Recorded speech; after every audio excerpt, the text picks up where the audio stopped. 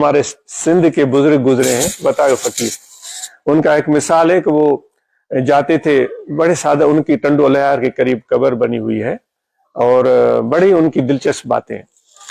تو وہ سادہ سے غریب مسکین آدمی تھے، تو ایک کارپینٹر ان کی گلی میں رہتا تھا، تو اس کو کہتے تھے کہ مجھے چارپائی بنا کر دو، تو وہ سمجھتے تھے یہ درویش آدمی مجھے پیسے تو دے گا نہیں، حالانکہ ایسا تھا نہیں۔ وہ کہتا تھا کہ فقیر صاحب میں مصروف ہوں، جب فارغ ہو جاؤں گا نا پھر میں تمہیں بنا کے دوں گا۔ پھر وہ کبھی گزرے تو وہ اس سے ان کو شرمندگی نہیں ہوتی تھی، ان کی ضرورت تھی تو پھر ان کو بولتے تھے چارپائی تھی یا کوئی اور چیز، کارپینٹر یا لکڑہارے، مجھے جو ہے نا وہ چارپائی بنا کر، کیا فقیر میں فارغ ہو جاؤں نا پھر بنا کر دوں گا، ابھی تو مصروف ہوں۔ دوسرے مہینے گئے، تیسرے مہینے گئے، وہ جواب یہی دیتا۔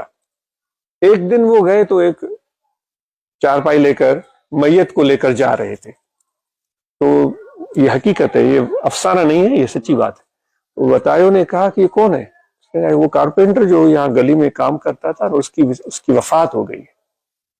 ان کا اچھا اس کو نیچے رکھو، میرا اس سے کام ہے۔ تو لوگ ان کی عزت کرتے تھے، انہیں چارپائی رکھ دی نیچے۔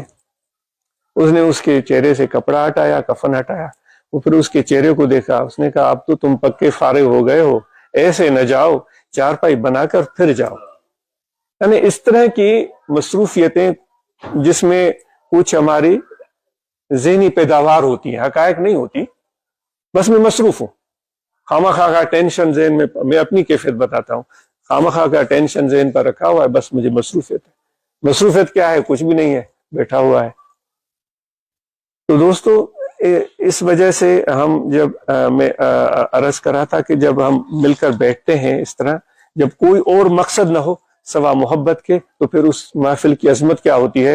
حضور نبی کریم رؤوف رحیم صلی اللہ علیہ وآلہ وسلم فرماتے ہیں کہ اللہ تعالیٰ فرماتا ہے کہ مجھے ڈھونڈو ان لوگوں کے پاس جو میری وجہ سے ایک جگہ جمع ہوتے ہیں اور میرے لیے اکٹھے ہوتے ہیں، میرے لیے علیحدہ ہوتے ہیں اور میرا ذکر کرتے ہیں۔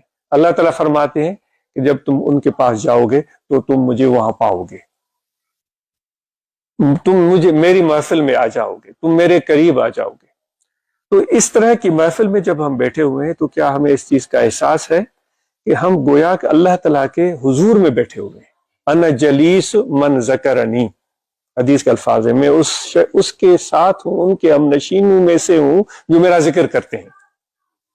اللہ تبارک و تعالیٰ کی عظمت اور کبریائی بہت ہی عرفہ و اعلیٰ ہے، لیکن یہ اس کا پیار ہے ان لوگوں کے ساتھ جو اس کا ذکر کرتے ہیں۔